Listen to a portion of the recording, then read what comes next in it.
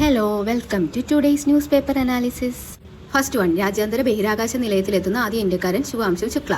രാകേഷ് ശർമ്മയ്ക്ക് ശേഷം ബഹിരാകാശത്തെത്തുന്ന ആദ്യ ഇന്ത്യൻ പൗരൻ കൂടിയാണ്. ദൗത്യത്തിന്റെ പേര് ആക്സിയം 4. ഇന്നലെ ഉച്ചയ്ക്ക് 12 മണിക്കാണ് പുറപ്പെട്ടത്. Rocket space X falcon 9 block 5 സ്ഥലം യുഎസിലെ കെനഡി സ്പേസ് സെന്ററിലെ 39A വിക്ഷേപണത്തറയിൽ നിന്ന്. റോക്കറ്റിന് മുകളിൽ ഘടിപ്പിച്ചിട്ടുള്ള ഡ്രാഗൺ C213 പേടകത്തിലാണ് യാത്രാ സംഘം. Pilot Shubhanshu Shukla India, Tibor Kaab Hungary, commander Peggy Whitson US, Slawosz Wisniewski Poland.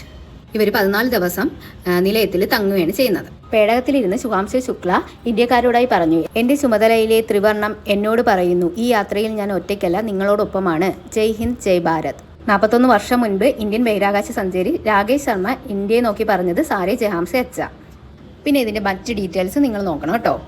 Next, കാർഷിക സേവനങ്ങൾ വേഗത്തിലാക്കാൻ കർഷകർക്ക് ആധാർ അധിഷ്ഠിത യൂണീക്ക് ID കാർഡ് ലഭ്യമാക്കുന്നതിനും ഡിജിറ്റൽ കർഷക രജിസ്ട്രി നടപ്പിലാക്കുന്ന നടപടികൾ കേന്ദ്ര സർക്കാർ തുടങ്ങി. സ്വന്തമായി ഭൂമി കൈവശമുള്ള PM കിസാൻ പദ്ധതിയുടെ ഗുണഭോക്താക്കളായ കർഷകരുടെ ഭൂമി സംബന്ധമായ വിവരങ്ങൾ ഉൾപ്പെടുത്തി തയ്യാറാക്കുന്ന ഡിജിറ്റൽ ഡേറ്റാബേസ് ആണ് കാർഷിക രജിസ്ട്രി അഥവാ ഡിജിറ്റൽ രജിസ്ട്രി. ഇതിൽ ഉൾപ്പെട്ട കർഷകരുടെ വിളകൾ സംബന്ധിച്ച വിവരങ്ങളും ഇതിലുണ്ടാകും. ഭാവിയിൽ ഇന്ത്യയിലെ കർഷകരുടെ എല്ലാ വിവരങ്ങളും ഉള്ളൊരു ശേഖരമായി ഇത് മാറും.